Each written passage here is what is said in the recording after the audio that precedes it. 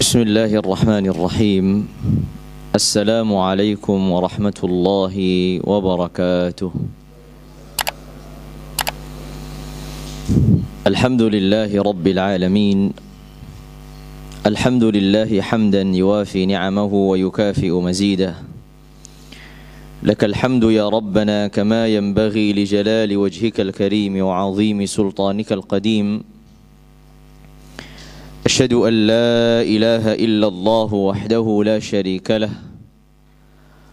وأشهد أن سيدنا محمدا عبد الله ورسوله اللهم صل وسلم وبارك على عبدك ورسولك النبي الأمي سيدنا محمد وعلى آله وأزواجه وذريته وصحابته والتابعين ومن تبعهم بإحسان إلى يوم الدين أما بعد فاللهم إنا نسألك علما نافعا ورزقا طيبا وعملا صالحا متقبلا.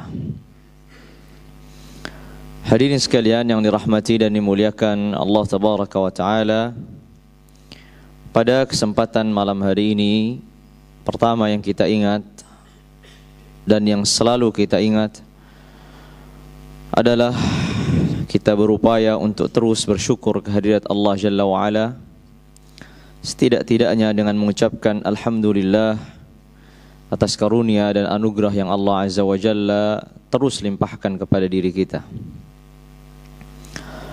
Pada kesempatan malam hari ini pula bertepatan dengan malam Jumat, kita mengingatkan diri kita dan kaum muslimin untuk memperbanyak mengirimkan salawat serta salam untuk Sayyidina Rasulullah alaihi afdhalus salati wa atammus salam. Semoga dengan salawat serta salam yang kita panjatkan kepada Allah Tabaraka wa Ta'ala agar disampaikan kepada nabinya menjadi bekal kelak kita di akhirat untuk mendapatkan syafaat dari Sayyidina Rasulullah alaihi afdhalus salati wa atammus salam. Pada kesempatan malam hari ini, antara maghrib dan isya, dan di akhir atau bahkan kita sudah sangat dekat dengan bulan yang paling mulia, yaitu bulan Ramadan. Oleh karenanya, Ramadan dengan kemuliaannya, keagungannya, keistimewaannya, keutamaannya, perlu bagi setiap muslim untuk benar-benar mempersiapkan Ramadan ini agar Ramadan yang terulang setiap tahunnya, Allah Azza wa Jalla berikan kesempatan untuk bertemu, berjumpa setiap tahunnya sampai Allah Azza wa Jalla kelak mewafatkannya, ia bertambah lebih baik, ia mempersiapkannya dengan baik. Oleh karenanya pada kesempatan malam hari ini kita mengawali persiapan untuk Ramadan itu dengan ilmu. Karena bagaimanapun Allah Tabaraka wa Ta'ala telah mensyariatkan beberapa syariat yang berkaitan dengan bulan Ramadan. Dan selain bekal iman, selain bekal amal, dan ragam bekal-bekal yang lainnya, tentu bekal ilmu ini adalah satu di antara bekal yang penting untuk kemudian menyambut bulan Ramadan. Begitu pula berdasarkan apa yang dikatakan oleh An-Nazim rahimahullahu tabaraka wa ta'ala, wa kullu man bighairi ilmin ya'malu a'maluhu mardudatun la tuqbalu. Wa kullu man bighairi ilmin ya'malu, dan setiap orang yang beramal tanpa ilmu, wa kullu man bighairi ilmin ya'malu a'maluhu mardudatun la tuqbalu, maka amalan-amalannya tertolak dan tidak diterima. Kita mengetahui bahwa kita sholat harus didasari dengan ilmu, kita puasa harus didasari dengan ilmu, dan ragam aktivitas seorang mukmin pada hakikatnya, pada dasarnya harus didasari dengan ilmu. Oleh karenanya para ulama telah menyebutkan bahwa tidak diperbolehkan bagi seorang muslim untuk melakukan suatu amalan, ketaatan, ibadah, kecuali dia telah mempelajarinya terlebih dahulu. Ya. Tidak boleh kemudian dia melakukan suatu ketaatan atau ibadah tanpa didasari dengan ilmu. Entah itu karena dia belajar, entah itu karena dia bertanya, entah itu dia mendapatkan ilmu dari kitab atau punya sumber dan landasan. Apapun artinya, setiap muslim tetap harus menjalankan aktivitas kebaikannya didasari dengan ilmu. Oleh karenanya, bagi yang belajar di dasar-dasar agama, seringkali mungkin mendengar al-ilmu qabla al-qawli wal amal. Ilmu itu didahulukan sebelum mengucapkan sesuatu, sebelum mengamalkan sesuatu. Dan karena Ramadan ini adalah bulan yang paling mulia di antara 12 bulan yang Allah Azza wa Jalla telah tetapkan, dan di dalam Ramadan ini ada beberapa amalan yang sangat berhubungan dengan kehidupan seorang muslim. Oleh karenanya, bagaimana kemudian kita mempersiapkan Ramadan ini? Selain dengan meningkatkan amal, taqwa, iman dan seterusnya, kita juga mendasarinya dengan ilmu. Kita mendasarinya dengan ilmu. Di sini saya ingin mengawali bahwa Ramadan memiliki keistimewaan yang tidak dimiliki di bulan-bulan lainnya. Dan yang saya ingin sebutkan adalah keistimewaan yang berkaitan dengan ibadah-ibadah yang khusus disyariatkan di bulan Ramadan. Sebagai contoh, misalkan kita mengenal puasa. Taib, ibadah apa selain puasa? Nanti kita akan bahas puasa ya secara lebih detail. Tapi sebelum itu,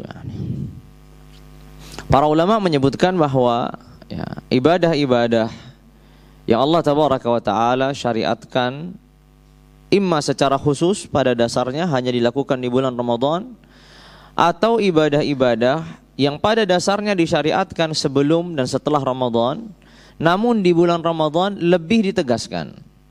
Ya. Apakah itu ataukah ini? Intinya adalah ibadah-ibadah yang hanya disyariatkan di bulan Ramadan, ataukah ibadah-ibadah yang ditegaskan untuk diperbanyak, untuk ditambah di bulan Ramadan. Tentu kita semua kalau berbicara tentang Ramadan, pertama kali yang diingat adalah puasanya, puasa Ramadan. Lalu kemudian kalau kita mengingat lagi yang lain, lebih dekat lagi selain puasa, yang tampak adalah salatul tarawih. Lalu kalau kita kemudian mencari lagi, yang mungkin agak tergambar juga adalah al-i'tikaf. Lalu kemudian kalau kita mencari lagi, lebih dekat lagi, yaitu memperbanyak tilawatul Quran. Memperbanyak tilawatul Quran. Lalu juga nanti biasa kita mendengar di antara ketaatan yang dianjurkan untuk memperbanyak di dalam Ramadan adalah memperbanyak sedekah. Jadi bukan sedekah, memperbanyak lebih daripada bulan-bulan lainnya. Kemudian di antara ibadah juga yang khusus dan memiliki pahala yang khusus, yaitu umrah, di mana Sayyidina Rasulullah alaihi afdhalus salatu wassalam telah menyebutkan bahwasanya umrah fi Ramadan ta'dilu hajjah. Umrah di bulan Ramadan itu semisal pahala haji. Ya. Oleh karenanya, beberapa ibadah ini tadi, dari mulai puasa, salatul tarawih, i'tikaf, memperbanyak tilawatul Quran, memperbanyak sedekah, kemudian juga melaksanakan umrah. Ini semua adalah ibadah-ibadah yang berkaitan dengan bulan Ramadan. Ada yang secara khusus, artinya tidak disyariatkan kecuali di bulan Ramadan. Ada yang disyariatkan di bulan-bulan lainnya, tapi di bulan Ramadan dianjurkan, diminta dari kita untuk memperbanyak. Sebagai contoh misalkan salatul tarawih, salatul tarawih ini adalah salat yang secara khusus disyariatkan di bulan Ramadan, tidak di bulan-bulan lainnya. Kemudian misalkan ya, puasa Ramadan secara khusus. Memang puasa ada syariatnya di bulan-bulan lain, ya. Tapi puasa yang wajib, yang menjadi rukun Islam, yang kita menghafalnya salah satu rukun Islam adalah Shaum Ramadan. Puasa Ramadan, satu paket. Oleh karenanya, puasa ini atau puasa Ramadan ini secara khusus, spesifik, ya, berkaitan dengan Ramadan. Tapi ada juga ketaatan-ketaatan yang di bulan Ramadan bisa dilakukan, di luar bulan Ramadan juga bisa dilakukan, tapi di bulan Ramadan lebih ditegaskan atau memiliki pahala khusus, ya, balasan khusus. Misalkan umrah tadi dilakukan di luar bulan Ramadan sebagaimana dilakukan di bulan Ramadan. Tapi di bulan Ramadan Rasulullah alaihi afdhalus salatu wassalam tadi mengatakan, umratu fi Ramadan ta'dilu hajjah. Ya, umrah di bulan Ramadan itu semisal haji. Ya, oleh karenanya memiliki keutamaan khusus. Lalu kemudian memperbanyak tilawatul Quran. Tilawatul Quran di bulan Ramadan, di luar bulan Ramadan sama saja disunnahkan, tapi para ulama menyebutkan tilawatul Quran di bulan Ramadan ini lebih ditegaskan lagi. Begitu juga sedekah, karena nanti beberapa rinciannya disebutkan oleh para ulama berdasarkan riwayat-riwayat dari Sayyidina Rasulullah alaihi afdhalus salati wa atamus salam.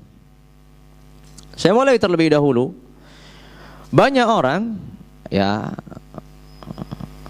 menganggap bahwa Ramadan itu kaitannya sangat kuat dengan puasa. Padahal kalau kita ketahui Ramadan dan puasa itu baru bertemu, artinya Ramadan itu diwajibkan di dalamnya puasa pada tahun 2 Hijriyah. Pada tahun 2 Hijriyah.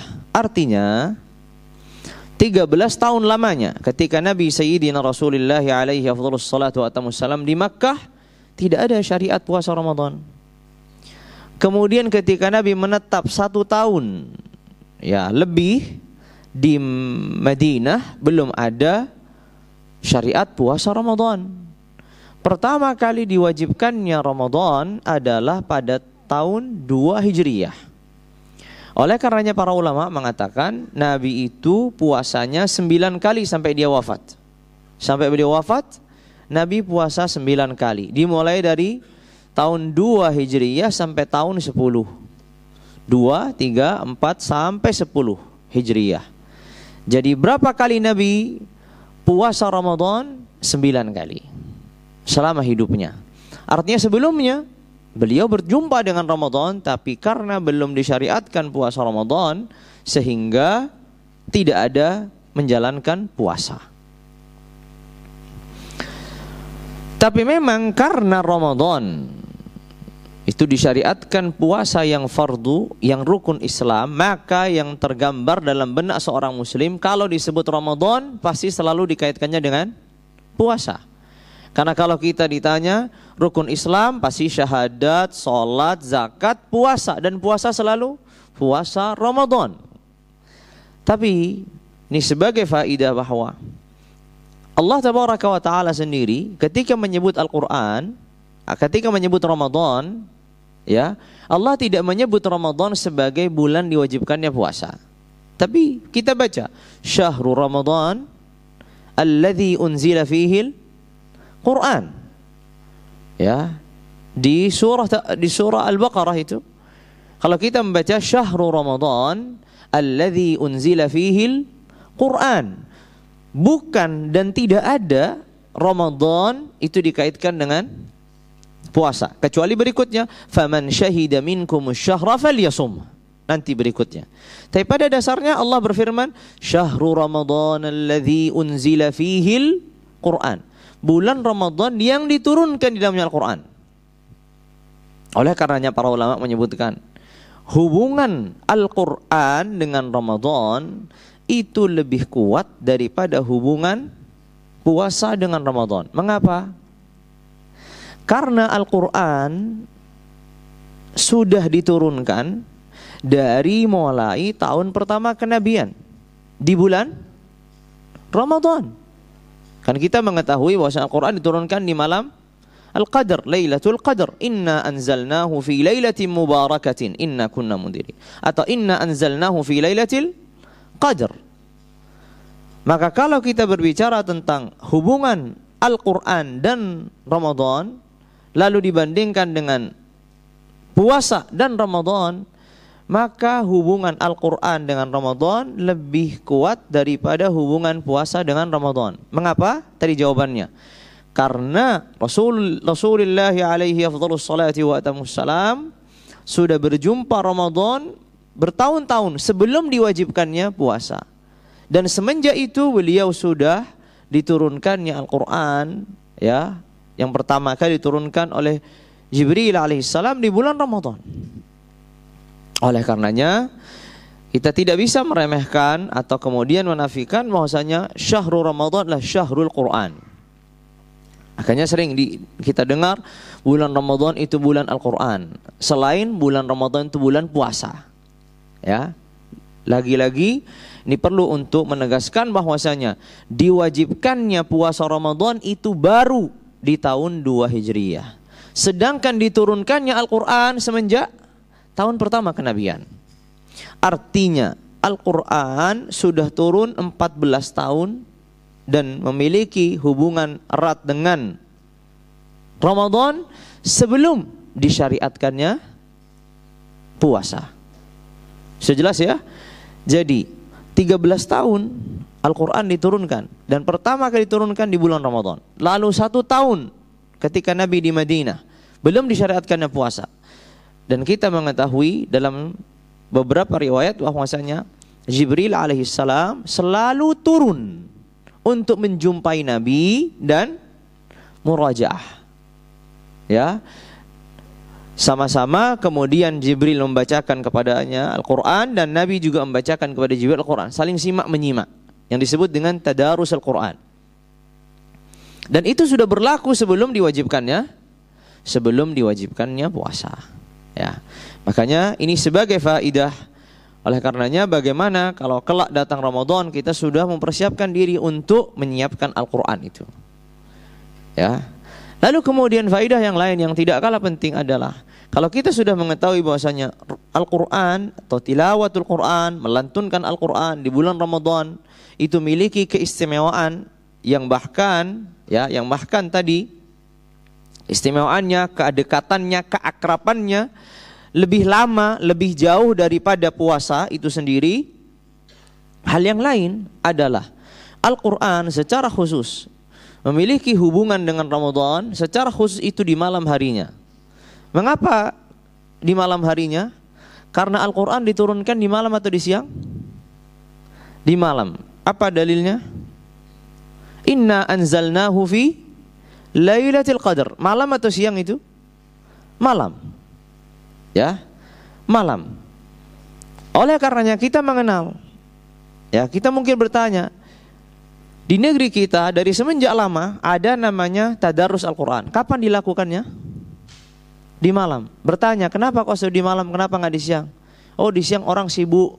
Ya, tidak semua orang punya kesibukan yang sama. Tapi selalu di malam hari dibacanya. Kenapa? Karena memang ada hubungan yang erat antara tilawatul Quran di malam hari Ramadan secara khusus daripada di siangnya. Oleh karenanya para ulama mengatakan lebih utama membaca Al-Quran itu di malam harinya daripada di siang harinya. Karena hubungan ini. Dan begitu pula Jibril alaihissalam. Jibril itu datangnya di malam hari, bukan di siang hari, untuk melakukan tadarus Al-Quran dengan Nabi. Makanya disebutkan dalam riwayatnya Sayyidina Ibn Abbas radhiyallahu taala anhu arda bahwa Nabi ini adalah orang yang sangat dermawan. Lebih-lebih dermawan kalau datang Ramadan. Lebih-lebih lagi dermawan ketika setelah berjumpa di malam harinya dengan Jibril, pagi harinya sangat dermawan. Jibril murajaah dan Nabi di malam hari. Karena memang hubungan Al-Quran dengan malam itu lebih kuat daripada hubungan Al-Quran dengan siang. Dan para ulama pun menyebutkan bahwa salah satu hikmah disyariatkannya salatul tarawih adalah memperdengarkan Al-Quran kepada kaum muslimin. Ya, salah satu hikmah disyariatkannya salatut tarawih di malam-malam Ramadan adalah memperdengarkan Al-Quran kepada kaum muslimin. Kaum muslimin normalnya kalau di hari-hari normal di dalam salat mendengarkan Al-Quran di malam hari itu kapan? Salat maghrib dan salat isya. Di 2 rakaat pertamanya. Setelah itu nggak dengar lagi. Tapi secara khusus bulan Ramadan dengar nggak? Dengar. Oleh karenanya para ulama mengatakan dianjurkan ya di dalam salatut tarawih itu dikhatamkan Al-Quran. Itu dia. Karena salah satu hikmahnya adalah untuk memperdengarkan Al-Quran di bulan Ramadan secara khususnya di malam harinya. Jelas ya, bisa difahami ya. Itu tadi penjelasan bahwasanya Al-Quranul Karim dan mentilawahkan Al-Quran itu memiliki satu hubungan yang kuat dengan Ramadan, bahkan lebih lama daripada hubungan dengan puasanya. Kedua, Al-Quran itu memiliki hubungan yang kuat dan erat dengan malam Ramadan daripada dengan siangnya, karena di malamnya diturunkan Al-Quran memang di malam hari, bukan di siang hari. Bukan berarti kita tidak dianjurkan untuk baca Al-Quran di siang hari. Nah, tetap dianjurkan. Tetap dianjurkan, apalagi dalam kondisi puasa, tetap dianjurkan. Tapi kalau dibandingkan dengan di malam hari, maka para ulama menyebutkan lebih utama membaca Al-Quran di malam harinya, lebih-lebih lagi membaca Al-Quran ketika salatut tarawihnya sampai bisa khatamnya. Ini tadi kaitannya dengan tilawatul Quran ya, yang dicontohkan oleh Jibril dan Sayyidina Rasulullah alaihi afdhalus salati wa atamus salam. Dan tilawatul Quran yang paling utama adalah yang dilakukan Nabi dengan Jibril. Gimana caranya? Yang orang sering bahasakan dengan tadarus. Itu asal dari kalimat Arab tadarus. Berdasarkan riwayat ya Sayyidina Ibn Abbas radhiyallahu taala anhu arda, atau dalam beberapa riwayat bahwasanya Jibril itu datang setiap malam di bulan Ramadan, fayudarisuhul Quran. Maka kemudian Jibril melakukan mudarasatul Quran. Para ulama mengatakan mudarasatul Quran secara spesifik itu adalah adanya 2 orang, yang satu membaca, yang satu menyimak. Lalu kemudian dibalik, yang tadi menyimak gantian membaca dan disimak oleh yang tadi sebelumnya membaca. Begitu yang dilakukan Nabi dengan Jibril. Jibril membaca, Nabi mendengarkan, Nabi membaca, Jibril mendengarkan. Dan ini adalah tadarus Al-Quran yang paling utama. Ya, yang paling utama begitu.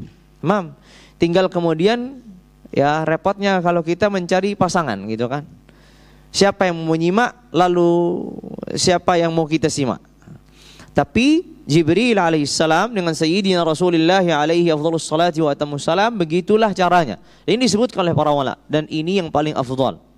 Ketika seorang membaca Al-Quran lalu disimak, lalu kemudian ia gantian membaca lalu disimak. Ya, Jibril alaihissalam di sini sebagai guru bagi Sayyidina Rasulullah alaihi afdhalus salati wa atamus salam, karena beliau langsung mendengar dari Allah tabaraka wa taala. Ya, lalu mengajarkannya kepada Nabi, lalu nanti setelah beliau Jibril membacanya, gantian Nabi yang membacakannya kepada Jibril, sehingga Nabi mendengar dari Jibril dengan pendengaran yang baik, kemudian Nabi belajar untuk membacanya dan didengarkan oleh gurunya itu Jibril alaihissalam. Dan inilah yang paling afdal. Oleh karenanya, kalau di dalam Ramadan kita bisa mendapatkan seorang guru Al-Quran yang cukup baik bacaannya, ya, maka utamanya demikian. Kita minta dia membaca, lalu kemudian kita mengulangi apa yang telah dibacanya dan terus begitu sampai kemudian khatam. Kalau memungkinkan, ini yang lebih utama. Tapi kalau tidak memungkinkan, ya semampu kita masing-masing untuk bisa membaca Al-Quran sawaan di malam harinya ataupun di siang harinya. Wallahu ta'ala a'la wa a'lam. Kemudian setelah itu, setelah selain tilawatul Quran adalah memperbanyak sedekah. Dan ini ada hubungannya, ada kaitannya antara tilawatul Quran dan bersedekah. Tadi sudah diisyaratkan bahwa Sayyidina Rasulullah alaihi afdhalus salati wa atamus salam kana ajwadan nas, orang yang paling dermawan. Wa kana ajwad ma yakun hina yalqahu Jibril. Dan Nabi itu paling dermawan setelah berjumpa dengan Jibril untuk membaca Al-Quran. Dan ini yang disebutkan oleh para ulama atharul Quran. Dampak positif dari tilawatul Quran adalah memperbaiki jiwa, sehingga jiwa ini tunduk dan dengan mudah mengorbankan apa yang biasanya dipegangnya dan ingin dikuasainya. Oleh karenanya kemudian Nabi lebih dermawan lagi, setiap kali berjumpa Jibril melakukan tadarus Al-Quran. Maka memperbanyak sedekah ini perkara yang ma'ruf dan masyhur, ya. Ketika datangnya Ramadan, orang lebih banyak melipatkan, ya, normalnya dia bersedekah di luar Ramadan. Di bulan Ramadan, ya, kita mendapatkan betapa banyak orang-orang, ya, yang memperbanyak dan berlomba-lomba dalam sedekahnya. Apakah itu untuk iftar, untuk sahur, untuk kegiatan masjid, untuk ragam aktivitas kebaikan yang dilakukan oleh kaum muslimin.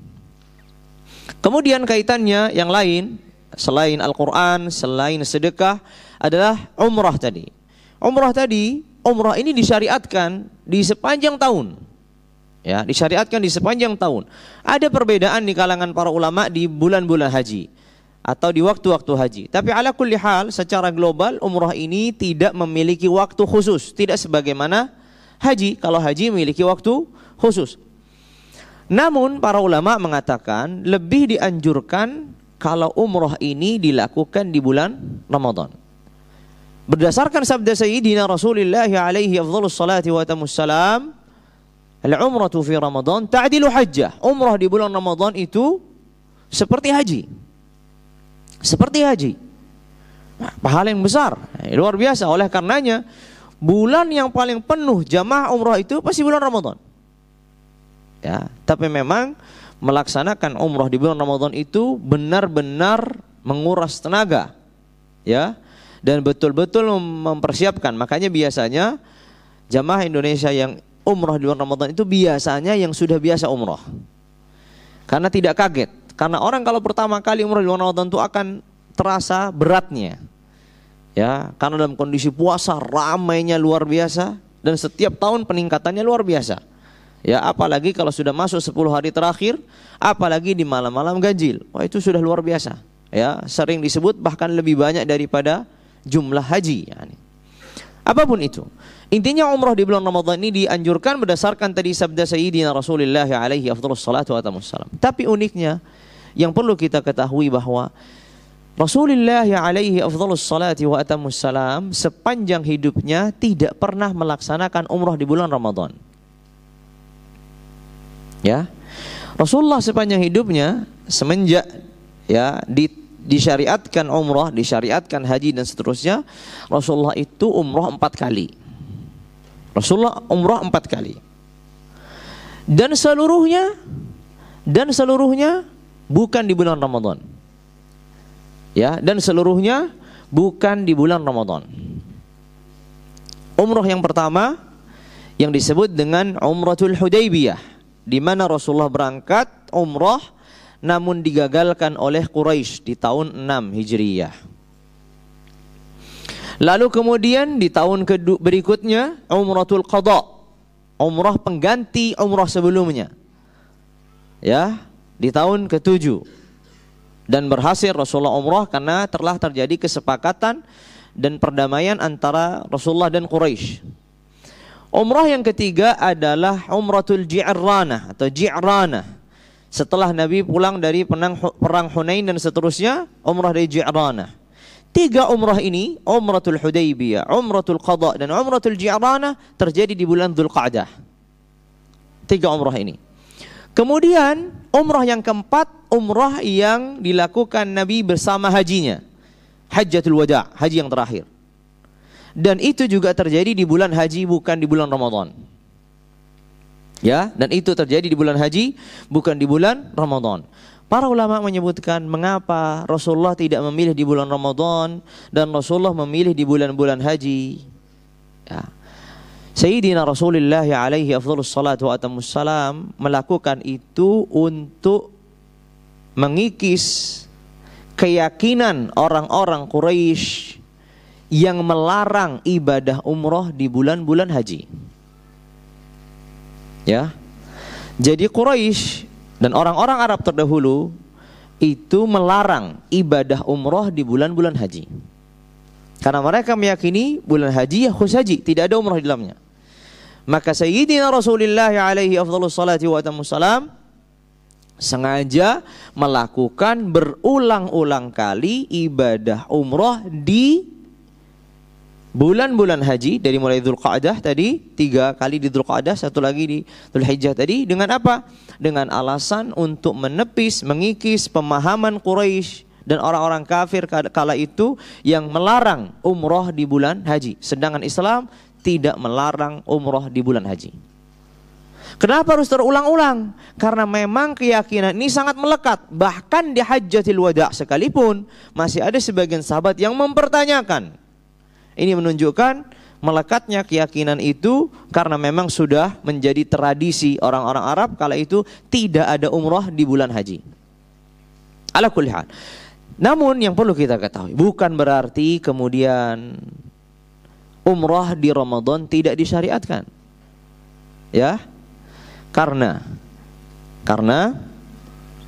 para ulama mengatakan apabila secara hukum usul fikih ini ya, dibahas usul fikih, apabila ucapan Nabi itu bertentangan dengan perbuatannya, maka yang dikedepankan adalah ucapannya, tidak perbuatannya. Ya, yang dikedepan adalah ucapannya, tidak perbuatannya. Kenapa? Karena perbuatan itu tidak berlaku umum, ada sebabnya. Sedangkan ucapan itu berlaku umum.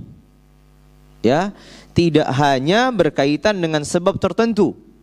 Ya, sebagaimana kita ketahui bahwasanya ya, al-ibratu la ibrata bi khususis sabab wa innamal ibratu bi umumil lafz. Ya, yang menjadi tolak ukur itu bukanlah sebab khususnya, tapi keumuman lafadznya. Ketika Nabi mengatakan al-umratu ta'dilu hajjah, al-umratu fi Ramadan ta'dilu hajjah, umrah di bulan Ramadan seperti haji, maka ini berlaku secara umum. Walaupun prakteknya beliau tidak melakukan umrah di bulan Ramadan karena beliau melakukannya di bulan-bulan haji demi ya sebab tertentu yang sudah dijelaskan tadi. Ala kulli hal, para ulama telah mengatakan bahwasanya umrah di bulan Ramadan itu lebih afdal, lebih mulia daripada umrah di bulan-bulan yang lainnya berdasarkan hadis yang telah disebutkan tadi. Kemudian sebelum kita masuk di 2 bahasan ibadah yang sangat lekat, yaitu saum dan tarawih, maka ada bahasan satu lagi, yaitu bahasan i'tikaf. Perlu diketahui bahwa i'tikaf di dalam pandangan ulama Syafi'iyah rahimahumullahu tabaraka wa ta'ala secara khusus terlebih dahulu, i'tikaf ini berlaku sepanjang tahun, sepanjang bulan, tidak hanya khusus Ramadan. Sekarang ini kita bisa dengan niat i'tikaf. Ya. Dan menurut pandangan ulama Syafi'iyah rahimahumullahu tabaraka wa ta'ala, i'tikaf itu tidak ada batas waktunya, walaupun hanya sesaat. Yang penting meniatkan niatul i'tikaf. Makanya kalau tadi dari duduk tadi dari awal kita meniatkan niatul i'tikaf, yaitu menetap diri di masjid ya, karena semata Allah tabaraka wa ta'ala, maka kita mendapatkan pahala i'tikaf sebagai ibadah. Walaupun ulama yang lainnya ada yang mengatakan minimal i'tikaf itu sehari semalam, ada yang mensyaratkan i'tikaf itu harus dalam kondisi puasa. Tapi kalau di Syafi'iyah, i'tikaf tidak disyaratkan dalam kondisi puasa, i'tikaf tidak disyaratkan sehari semalam. Dalam kondisi tidak puasa sah i'tikafnya, dalam kondisi sesaat juga sah i'tikafnya. Namun ulama Syafi'iyah juga mengatakan afdalnya, utamanya i'tikaf itu tidak kurang dari sehari semalam. Afdalnya i'tikaf itu dilaksanakan dalam kondisi puasa. Afdalnya i'tikaf itu dilaksanakan di bulan Ramadan. Afdalnya lagi i'tikaf itu dilaksanakan di 10 akhir dari bulan Ramadan. Ya, lebih afdal lagi i'tikaf dilakukan di malam-malam ganjil. Kemudian nanti ada bahasan afdal lagi melaksanakan i'tikaf itu di 3 masjid yang ada, yaitu Masjidil Haram, Masjid Nabawi dan Masjidil Aqsa. Ya. Lalu di bawahnya nanti ada persisian yang panjang di kalangan para ulama. Apapun itu, intinya i'tikaf ini disebutkan oleh para ulama satu di antara 3 ibadah yang tidak sah dilakukan kecuali di masjid. Ada 3 ibadah yang tidak sah dilakukan kecuali di masjid. Salah satunya i'tikaf. Yang kedua dan ketiga apa? Ibadah apa yang tidak sah dilakukan kecuali di masjid? I'tikaf 1. Yang kedua, salat Jumat. Salat Jumat menurut Syafi'iyah enggak harus di masjid, tapi di tengah permukiman. Yang kedua, tahiyatul masjid. Oh iya, tiap hari tahiyatul masjid. Mau tahiyatul masjid di mana? Bisa kita di rumah tahiyatul bait? Enggak ada tahiyatul bait yakni di rumah. Tahiyatul masjid. Alhamdulillah tiap hari tahiyatul masjid yakni. Enggak tergambar kan? Nah itu dia. Bedanya orang ya sering kali melakukan tapi tidak didasari dengan ilmu, dan orang melakukan didasari dengan ilmu. Jadi faham yakni. Yang ketiga apa? Kalau ini mungkin agak susah yakni karena tidak semua orang melakukannya. Yaitu tawaf. Tawaf. Dan ini khusus di Masjidil Haram tentunya. Ya, tidak semua masjid ya, di masjid tawaf apa ya nih. Tapi maksudnya ini khusus di Masjidil Haram, di Ka'bah ya nih. Dan itu kan harus di masjid. Karena salah satu syarat tawaf adalah tawaf itu harus di dalam masjid. Kalau tawafnya di luar masjid enggak sah. Nah, harus di dalam masjid. Ala kulli hal, itu disebutkan oleh ulama Syafi'iyah rahimahumullah tabaraka wa taala tentang i'tikaf. Makanya tadi disebutkan i'tikaf ini juga sangat lekat dengan Ramadan, karena memang banyak orang yang sepanjang tahun mungkin tidak bisa i'tikaf, kemudian datang Ramadan khususnya 10 hari terakhir ya, di sini bisa i'tikaf. Tadi sudah dijelaskan bahwa i'tikaf tidak harus sehari semalam di ulama Syafi'iyah. Tidak harus dalam kondisi puasa, boleh hanya di malam harinya saja, siangnya enggak, beraktivitas normal, boleh ya. Boleh di malam-malam ganjilnya saja, boleh. Ulama Syafi'iyah. Di ulama yang lainnya ada ketentuan. Harus dalam kondisi puasa, harus dalam sehari semalam minimalnya dan seterusnya.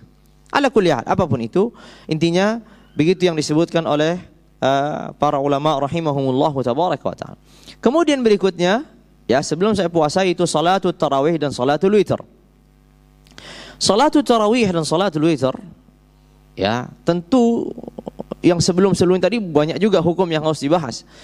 Tapi waktunya tidak cukup untuk membahas semuanya satu persatu dengan detail dan rinci yani. Tapi salatul tarawih dan salatul witr, pertama salatul tarawih ini adalah salat yang hanya khusus dilakukan di bulan Ramadan. Ya. Tidak bisa dilakukan di luar Ramadan. Kalau di Ramadan namanya salat nafilatul lail, salat tahajud, salat malam. Enggak ada, bukan salat tarawih. Makanya kalau orang mau, saya di malam Sya'ban nih mau sholat tarawih. Tarawih apa ya nih? Enggak ada, sholat tarawih itu hanya di bulan Ramadan. Ya. Ada pernah orang melihat sholat tarawih di selain bulan Ramadan? Enggak ada. Tapi ada sholat malam. Sholat malam itu berbeda dengan sholat tarawih. Naam, ada beberapa sisi hukum yang sama, tapi secara dasarnya berbeda. Sholat tarawih dengan sholatul lail secara mutlaknya. Kemudian juga sholat witir. Sholat witir di bulan Ramadan itu juga memiliki ketentuan yang berbeda dengan sholat witir di luar bulan Ramadan. Setidaknya di ulama Syafi'iyah menyebutkan sholat witir di bulan Ramadan itu disyariatkan berjamaah. Tapi di luar bulan Ramadan di Syafi'iyah ya, saya nggak tahu ulama yang lainnya ya. Di luar bulan Ramadan, sholat witir di luar bulan Ramadan tidak disyariatkan berjamaah. Artinya utamanya dilaksanakan sendiri-sendiri, masing-masing. Boleh nggak berjamaah? Di Syafi'iyah boleh. Tapi utamanya sendiri-sendiri. Tapi kalau di bulan Ramadan, sholat witir itu utamanya dilakukan berjamaah. Ini di antara kekhususan sholat witir di bulan Ramadan. Tentu ada kekhususan-kekhususan yang lain yang disebutkan oleh para ulama. Tapi ala kulli hal, salatul tarawih dan salatul witr ini ya ada hukum yang sangat banyak berkaitan dengan keduanya. Ya, karena ini dua hal yang berbeda. Jadi tidak bisa kita ketika salat witir di akhir penutup itu 3 rakaat atau 2 kemudian 1 kita niatkan sebagai salatul tarawih. Ini sudah beda hukum. Ada salat tarawih, ada salat witir, dan itu salat yang berbeda. Ya, ketentuan hukumnya ada yang berbeda. Salat tarawih sendiri, salat witir sendiri. Ya. Makanya memang perlu dipelajari secara detail. Tapi ala kulli hal, ya, untuk sebagai faedah bahwa salatu tarawih, begitu juga salatul witir, ini sah kalau dilakukan hanya sebagiannya saja. Artinya tidak harus dilakukan seluruhnya. Orang salat tarawih hanya 4 rakaat saja, sah atau tidak sah? Sah. Habis itu dia pulang, nggak melanjutkan, sah. Ya, orang salat tarawih hanya 6 rakaat saja, habis itu dia tidak melanjutkan, sah. Tentu pahalanya tidak sama dengan orang yang sempurna melakukannya. Jelas? Orang mencukupkan salat tarawih dengan 8 rakaat saja, ya, karena kita mengetahui bahwasanya pendapat 4 mazhab di kalangan para ulama, Syafi'iyah, Hanabilah, Malikiyah, Hanafiyah, semuanya sepakat salat tarawih itu 20 rakaat. Kalau andai kata ada seorang mencukupkan 8 rakaat saja, maka sah dan mendapatkan pahala. Tapi tentu tidak sama dengan orang yang menjalankannya 20 rakaat. Ya, tidak sama pahala dengan orang yang menjalankannya 20 rakaat. Kita tidak berbicara tentang kualitasnya. Oh, saya 8 rakaat tapi lama, yang 20 rakaat itu cepat. Kita tidak berbicara itu. Nah, itu nanti ada rinciannya lagi.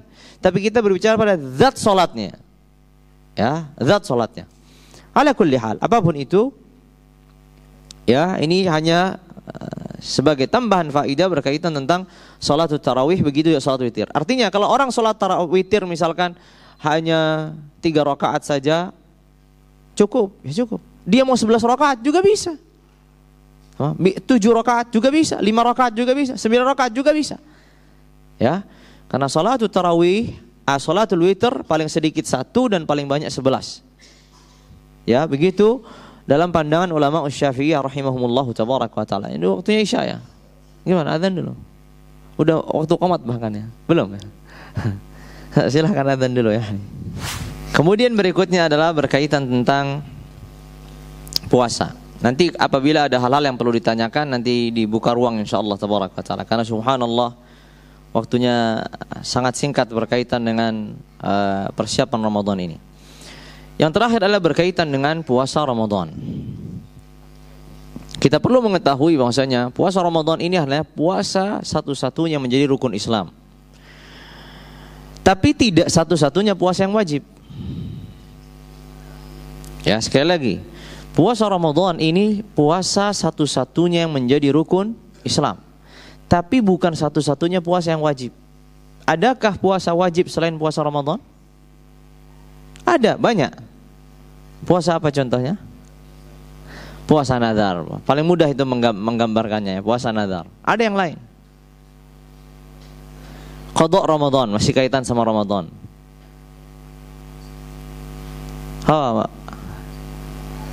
Puasa kafarah.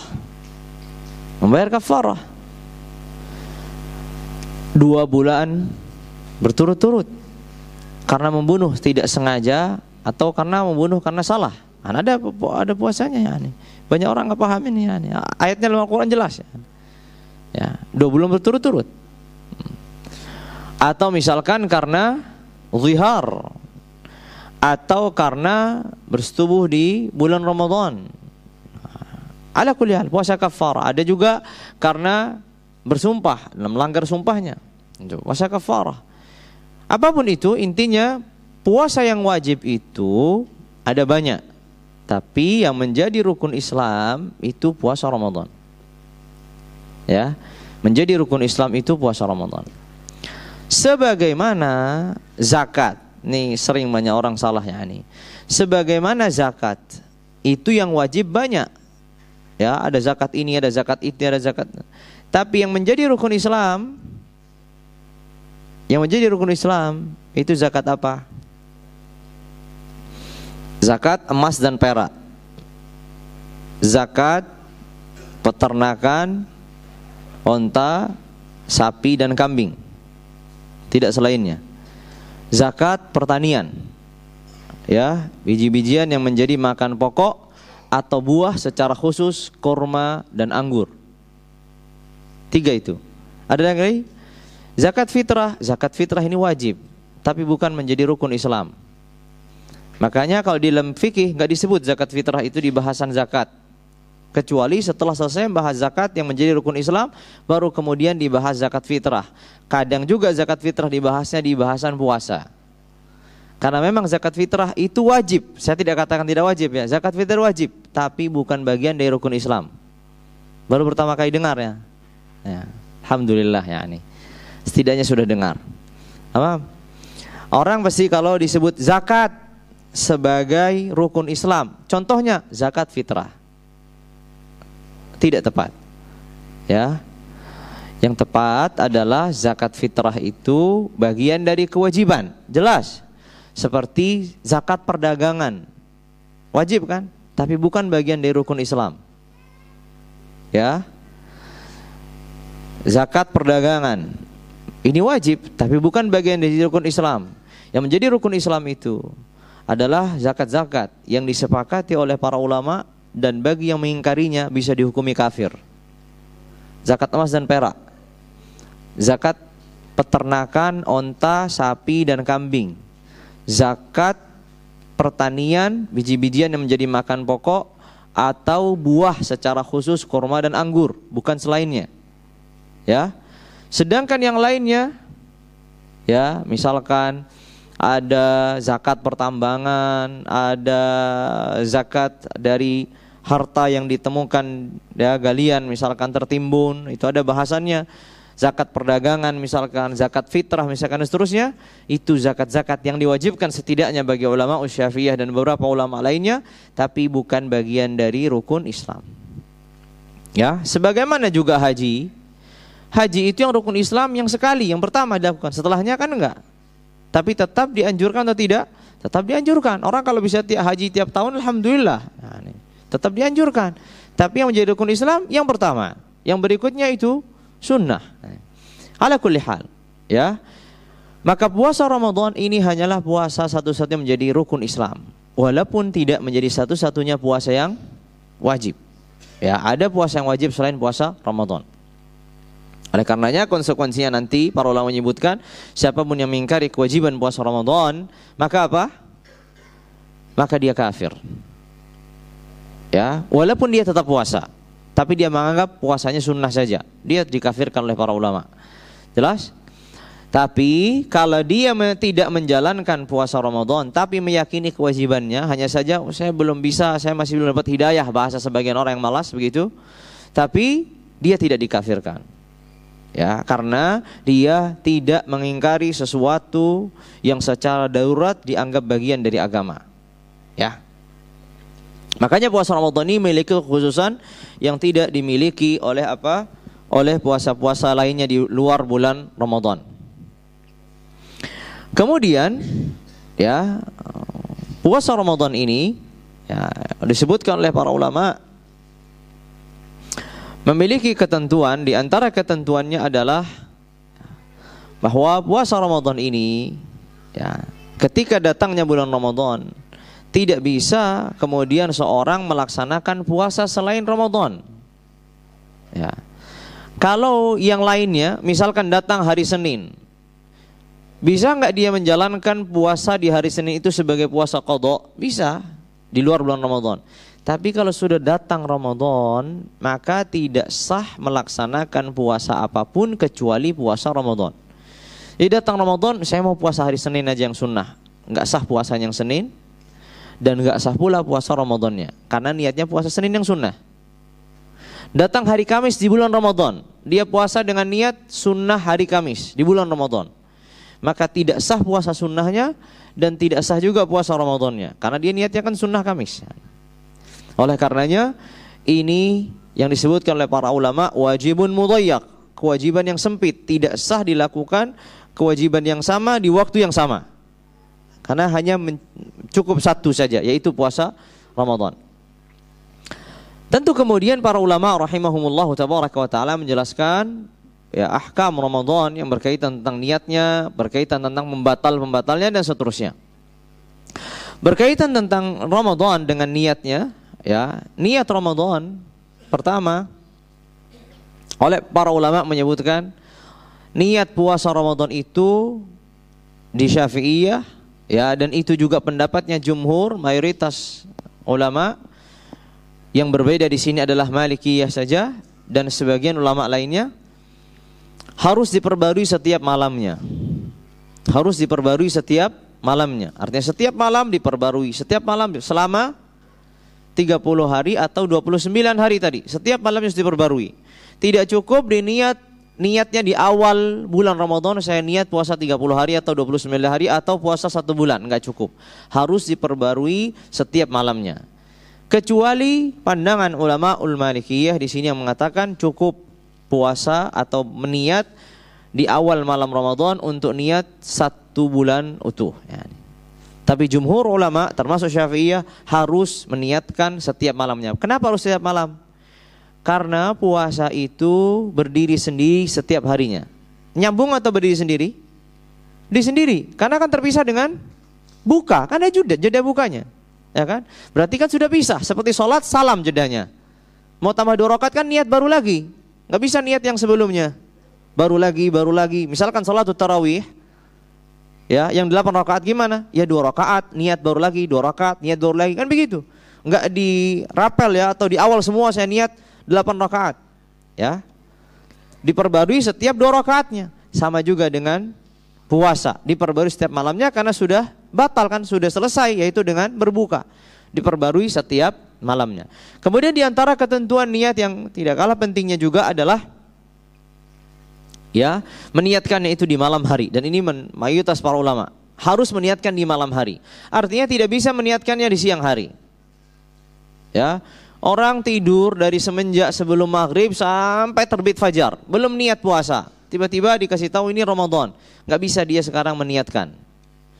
Karena Nabi alaihi wassalam mengatakan, "Man lam yujmi' as-siyama fil lail fala siyamalah." Paham? Orang yang atau qabla al-fajr fala siyamalah. Man lam yujmi' as-siyama qabla al-fajri fala siyamalah. Orang yang tidak meniatkan sebelum terbitnya fajar, maka tidak dianggap puasanya. Sehingga harus di malam harinya. Tidak bisa niatnya itu di ketika sudah terbit fajar. Sebagai orang bertanya mungkin, apakah sahur itu sudah cukup mewakili niat? Tergantung. Kalau dia sahurnya dengan penuh kesadaran bahwa dia akan puasa Ramadan, maka itu sudah cukup. Tapi ada sebagian orang sahur itu setengah sadar, sambil ngantuk ya, apalagi anak-anak. Nah, kan? Dibangunkan sahur sambil ngantuk, habis itu tidur lagi. Enggak sadar kalau dia mau puasa ya. Nah, maka di sini enggak cukup itu sebagai niat. Orang dia sahurnya aja setengah sadar ya.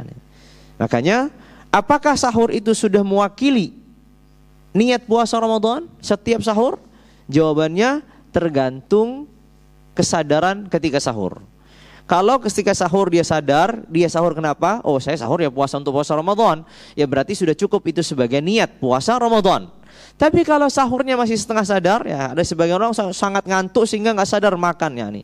Setelah subuh dia bangun, tadi saya kok nggak sahur? Padahal jelas ya nih makan berpiring-piring ya nih. Nah, maka ini belum dianggap niatnya, karena memang tidak menghadirkan niat ketika sahurnya. Ya. Lalu kemudian para ulama juga menyebutkan niatnya harus menentukan puasa Ramadan. Tidak bisa niat puasa saja, harus menentukan niat puasa Ramadan. Jadi nggak bisa saya besok niat puasa, harus secara spesifik niat puasa Ramadan. Ya, harus secara spesifik niat puasa Ramadan. Itu beberapa hal yang berkaitan tentang niat. Sedangkan berkaitan dengan pembatal-pembatal puasa, apa pembatal puasa yang sering dilakukan oleh orang? Pertama kali kalau kita tergambar, puasa itu menahan dari makan dan minum, begitu ya. Oleh karenanya para ulama rahimahumullahu tabaraka wa taala menyebutkan bahwa pembatal puasa ini ada banyak. Tapi yang sering dilakukan, yang paling terjadi adalah berkaitan dengan makan dan minum. Namun di ulama Syafi'iyah rahimahumullahu tabaraka wa taala menyebutkan kaidahnya, ya, bahwa yang membatalkan puasa itu adalah sampainya segala sesuatu ke dalam rongga tubuh bagian dalam melalui jalur yang terbuka. Sampainya segala sesuatu ke dalam rongga tubuh bagian dalam melalui jalur rongga, melalui bagian tubuh yang terbuka, lubang yang terbuka. Contohnya makan dan minum. Contoh yang jelas ya, makan dan minum. Dari mana dia masuk? Dari mulut. Mulut ini terbuka atau tertutup? Terbuka ya, ini terbuka ya, bukan tertutup. Tutup kita yang nutup, tapi kalau dibuka kan terbuka. Berbeda halnya kalau misalkan perut kita ini tertutup ya, ini. Tapi kan di situ ada pori-pori. Nah, para ulama Syafi'i mengatakan pori-pori itu tidak dianggap terbuka karena dia tidak tampak di mata. Nah, tapi kalau lubangnya mulut ini tampak, oleh karenanya segala sesuatu yang sampai ke dalam tubuh bagian dalam, rongga bagian dalam melalui lubang yang terbuka tadi maka membatalkan. Contoh misalkan ada orang yang susah buang ya air besar, akan dimasukkan obat dari duburnya. Ya, nah obat yang di duburnya ini dimasukkan itu membatalkan puasa. Kenapa? Karena masuk kaidah tadi. Segala sesuatu yang masuk ke dalam rongga tubuh bagian dalam melalui lubang yang terbuka. Termasuk nanti bahasannya adalah bagaimana dengan tetes telinga. Sama. Segala sesuatu yang masuk melalui anggota tubuh yang terbuka ke dalam rongga tubuh bagian dalam dianggap oleh ulama Syafi'iyah kepala ini rongga tubuh bagian dalam. Tapi berbeda dengan tetes mata. Kenapa? Karena dia kecil lubangnya sehingga tidak dianggap sebagai terbuka. Hidung terbuka sehingga kalau misalkan masukkan sesuatu sampai bagian dalam maka terbuka. Wallahu taala a'la wa a'lam. Ya, selain itu misalkan ada pembatal yang lain keluar dari Islam, membatalkan puasa, bersetubuh, membatalkan puasa, mengeluarkan air mani dengan syarat dan ketentuannya membatalkan puasa. Dan pembatal puasa lainnya yang harus dikaji lebih dalam kesempatan yang lebih luas insyaallah tabaraka wa taala. Ya. Wallahu taala a'la wa a'lam. Ya, karena waktunya sudah jam sekian dan mungkin juga ada yang sudah menunggu untuk dilaksanakan salat Isya. Tapi sebelumnya apabila ada pertanyaan dipersilahkan. Kalau tidak ada alhamdulillah ya. Tafadhal.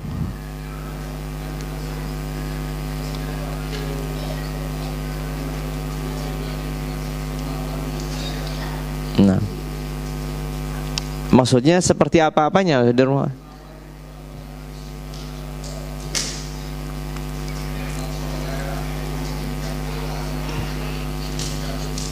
Nah,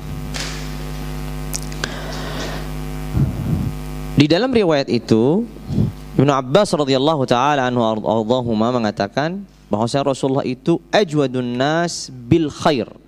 Bil khair di sini al-khair di dalam bahasa Arab itu memiliki dua makna. Makna yang biasa normal kita mengenal al-khair itu apa? Kebaikan. Tapi makna yang sering tidak diketahui al-khair itu adalah harta atau uang.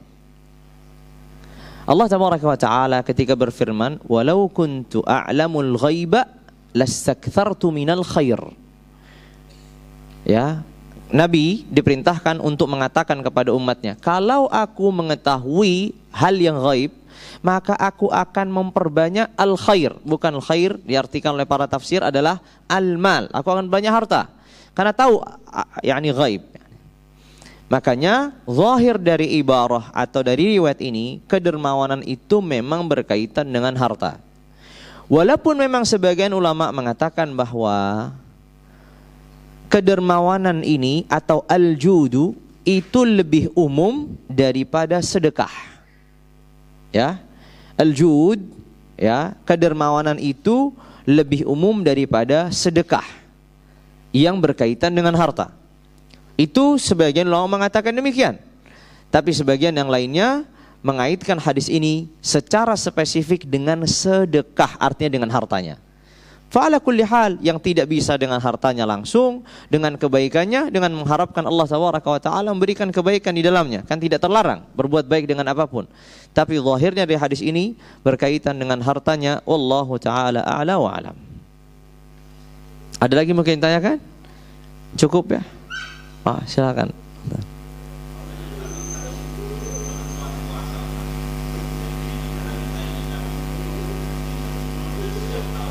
Nah,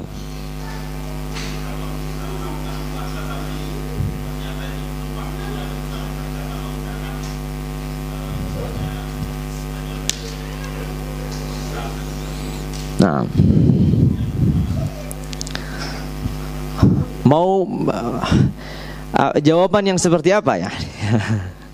Tergantung ya nih. Kalau saya selalu mengatakan kembali kepada keyakinan masing-masing. Nah, begitu aja selesai ya nih. Khilafnya di dalamnya adalah khilaf yang sangat panjang lebar dan luas. Ya. Hatta di ulama Syafi'iyah sendiri.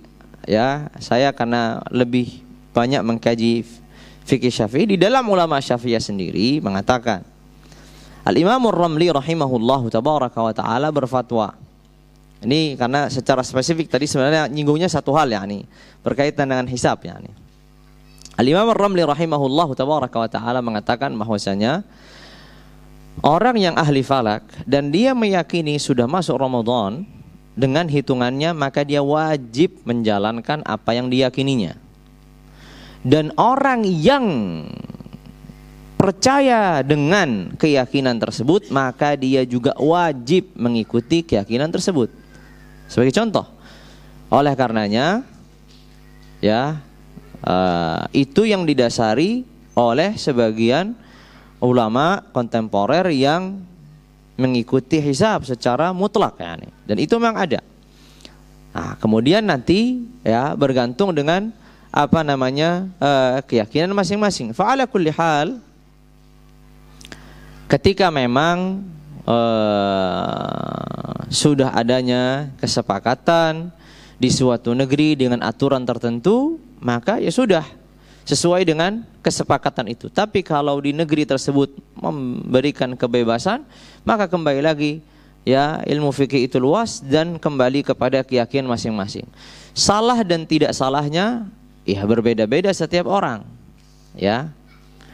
Makanya tidak tepat kalau kemudian kita mengharuskan orang untuk tidak puasa dengan dalih ini sudah lebaran, masa masih puasa? Ya sudah lebaran menurut Anda yang meyakini sudah lebaran. Kalau menurut saya masih puasa karena saya meyakini masih puasa. Sebaliknya pula ya, kalau orang misalkan sudah berbuka padahal menurut kawannya tadi ini masih puasa. Gimana Anda sudah berbuka? Ini kan masih puasa. Karena ada perbedaan keyakinan masing-masing. Wallahu ta'ala a'lam. Oleh karenanya tidak betul yang disebutkan oleh sebagian orang mungkin ya, bahwa hisab itu adalah metode yang ditolak di dalam syariat. Itu klaim yang tidak tepat. Silahkan kemudian merujuk kepada kitab-kitabnya para ulama, maka akan menemukannya. Tadi saya sudah nukilkan dari kalamnya Imam Ar-Ramli rahimahullahu tabaraka wa ta'ala yang ada di abad 10 yani, atau di abad 11. Sudah 400 tahun yang lalu, sebelum lebih canggih dan modern perhitungan hisab hari ini. Yang beliau wafat di tahun 1004. Ya, 1004 Hijriyah. Beliau wafat di 1004 Hijriyah. Sudah memfatwakan demikian, bahwa siapapun yang meyakini hitungannya dalam hisab adalah benar, maka dia wajib mengikuti hitungannya. Dan siapapun dari orang yang mempercayai orang ini, maka dia wajib pula. Itu Al-Imam Ar-Ramli. Berbeda dalam ulama Syafi'i yang lainnya, ada Ibnu Hajar, Al-Haytami, Al-Khatib, Al-Syarbani, ragam perbedaan. Fa'ala kulli hal, kalau saya jawabannya mudah saja, ikuti sesuai dengan keyakinan masing-masing dan ilmunya masing-masing. Laqad ahsana man intaha ila ma qad sami'a. Telah berbuat baik seorang yang mengamalkan sesuai dengan apa yang telah didapatkannya. Wallahu taala ala wa alam. Kita cukupkan insyaallah tabaraka wa taala sampai di sini dengan kafaratul majlis. Subhanakallahumma bihamdika asyhadu an la ilaha illa anta astaghfiruka wa atubu ilaik. Wassalamu alaikum warahmatullahi wabarakatuh.